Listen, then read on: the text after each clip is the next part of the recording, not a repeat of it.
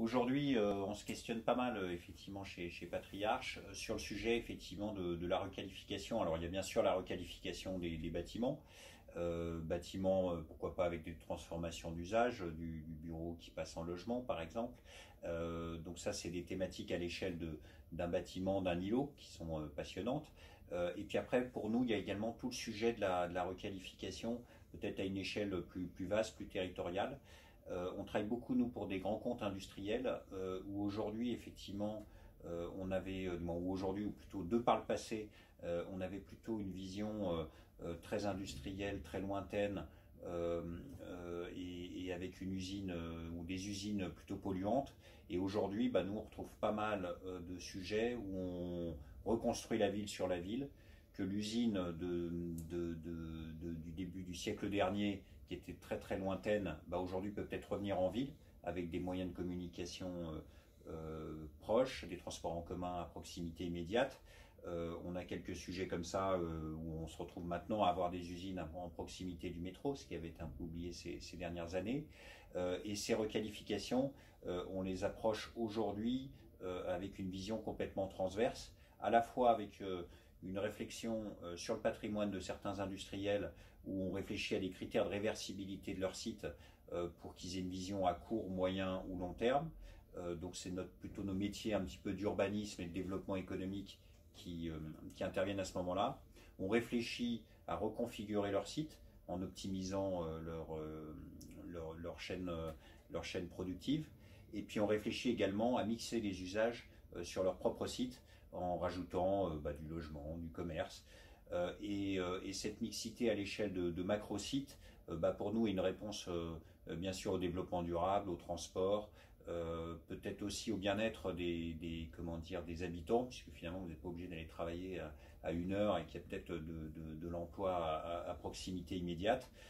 Par contre, ça nécessite effectivement de retravailler la chaîne de la valeur, puisque les cultures des industriels ne sont pas les mêmes que les cultures des investisseurs tertiaires, que les cultures des investisseurs de logement. Donc on essaie de travailler un petit peu sur toutes ces thématiques. On essaye aussi dans ces sujets un petit peu de mixité, de réfléchir un peu plus à des mixités fonctionnelles. Pourquoi ne pas travailler plus avec de l'activité dans des rez-de-chaussée et puis du logement au-dessus, type loft, pourquoi pas avec des volumes capables, et puis essayer de trouver une identité architecturale un peu à l'image de ce qu'on voit dans les films américains, de l'immeuble en briques qui a servi à un moment à une fabrique, qui sert à du logement ou qui sert à du bureau. Et toutes ces thématiques de réversibilité, de flexibilité sont au cœur de la ville, tant, encore une fois, à l'échelle de l'urbanisme et du grand territoire qu'à l'échelle du bâtiment. Et il faut que les professionnels que nous sommes, les collectivités locales, prennent conscience de ces logiques-là, et puis que la ville se construit à une vitesse terrible aujourd'hui. On le voit bien dans les sujets de ZAC. C'est difficile d'avoir une programmation à 10 ans ou à 20 ans, et il faut trouver un immobilier qui soit nettement plus flexible.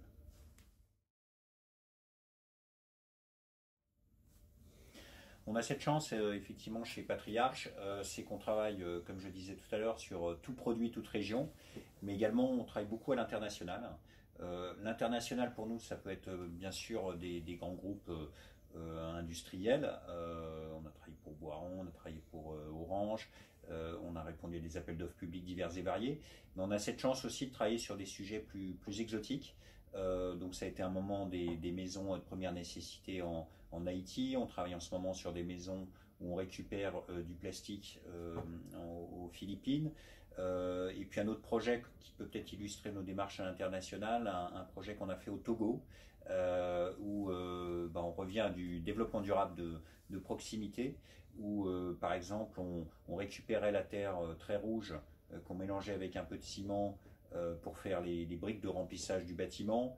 On mettait des panneaux solaires, pas pour un label ou une certification, mais juste pour faire l'électricité. On revenait au puits canadien, et c'est vrai que de revenir à la simplicité aussi, des fois dans nos bâtiments, on l'a peut-être un peu oublié dans notre monde occidental, et que c'est vrai que ça fait partie un petit peu de l'ADN de l'agence.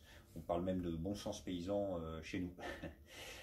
Après, un un second projet qui pourrait peut-être aussi illustrer un petit peu nos réflexions, c'est les houseboats. Une partie d'ailleurs de nos bureaux sont construits du moins sont dans ces bâtiments qui sont construits sur un système de bâtiments en structure légère et très malléable, très réversible, très flexible, également comment dire, bien intégrés dans l'environnement.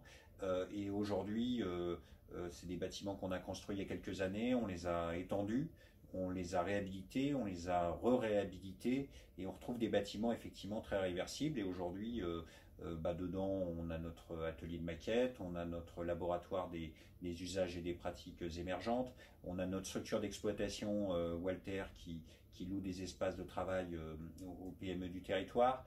On a une partie de notre pôle fluide, une partie de notre entreprise générale qui est hébergée dedans, et effectivement avec une qualité comment dire, de vie et de travail qui est plutôt assez efficace.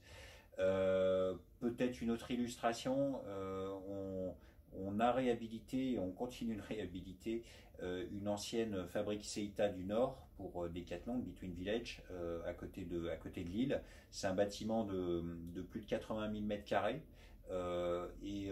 Quelque part, c'est presque un exemple de construction, puisque c'est un bâtiment qui a plus de 100 ans, très industriel. Et puis ce bâtiment très industriel a vécu plusieurs usages. Un usage industriel, un usage commercial avec Decathlon et la vente de Between. Et puis aujourd'hui, on est en train de reconfigurer des choses que nous avons réalisées il y a une dizaine d'années pour le transformer en laboratoire Fab Lab, sport innovation à l'échelle du groupe. Et qu'effectivement, la structure du bâtiment, son organisation, sa trame structurelle permet effectivement d'imaginer plusieurs usages, et peut-être que demain ce sera peut-être un usage logement ou autre. Donc effectivement c'est un sujet pour nous qui est assez passionnant. Et puis peut-être un autre exemple, un sujet plus du moins qui illustre un peu nos réflexions sur l'habitat, la mixité. On est lauréat d'un sujet sur Grenoble avec un bâtiment tertiaire, un bâtiment de logement, le tout en construction très écologique, notamment avec des panneaux bois en façade. Et au-delà de l'écologie et de la mixité fonctionnelle, on a tout un travail sur le côté capable des logements. Donc en fait le principe c'est de livrer un logement non fini à des futurs propriétaires pour qu'ils puissent l'aménager à moindre coût, qu'ils puissent l'aménager comme ils le souhaitent, parce que bon, on a beau avoir nos avis en tant qu'architecte ou opérateur immobilier, mais chacun est libre chez soi de faire comme il veut. Et donc le système, c'est le loft, et puis chacun l'aménage un petit peu comme il veut, ce qui nous paraît être une réponse aussi tant économique à la problématique du logement qu'au souhait de chacun d'aménager ses espaces comme il le souhaite.